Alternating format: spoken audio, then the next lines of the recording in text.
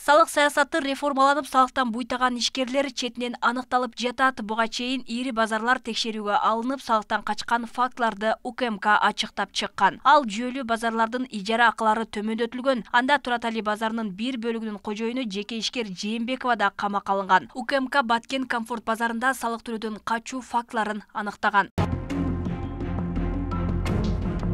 Бул сыяктуу ишкерлер арасында мыйзамды буйтап өтүп, киреше табуу амалын көздөгөндөргө жол берилбей, анткени соода саттыкта патент жоюлуп, көзөмөл кассалык аппаратын милдеттүү колдонуу тартиби күчүнө кирген. Муну менен көмүскө экономиканы ачыкка чыгаруу максатталган. Салыкты жашыргандардын көпчүлүгү ири компания, заводдор.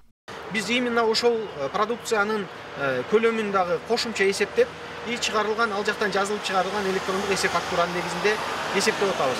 Мен азыр бул жерде ошондой субъекттердин аттарын атасам мага мыйзамсыз болуп калат, себеби салыктык сыр болуп бизге мындай айтуу мүмкүн эмес. Бирок да тура эле миллиондогон суммаларды доначисление кылып, аларга ошол көлөмү, товарынын негизги көлөмү менен электрондук эсеп фактураларынын дал келбешинин негизинде аларга чегерүүлөр болуп атат. Ал арада салык төлөгөндөрдү ачыктоого көмөктөшкөн мыйзам долбоору сунушталды. Тагыраагы эми салык төлөбөй, салык мыйзамдарын бузган ишкер тууралуу салык органдарына маалымат берген адам төлөнгөн айып пулдун бир бөлүгүн алууга укуктуу болот.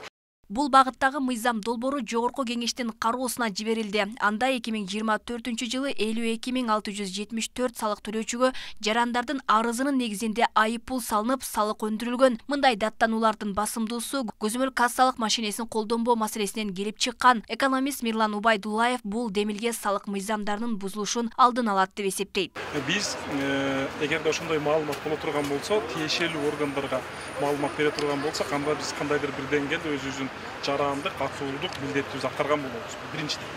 Экинчиден, ошол сатуучу болобу, кандайдыр бир товарды реализация кылып аткан жак болобу, ишкер болобу, эгерде ал өзүнүн ошол жашыруун кандайдыр бир пайда алган булагы болсо, ал маалыматты жеткирсек, демек ал баягы кара каражатты топтобогонго биз мүмкүнчүлүк берип атабыз да. Ал сөзсүз мамлекетке келип түшүш керек. Бул эми оң жак. Мунун терс жактары дагы бар. Ушул маселе кийин бара баягы курдомо, жала жапмай, же болбосо туура эмес маалымат жеткирүүгө алып барбаш керек да.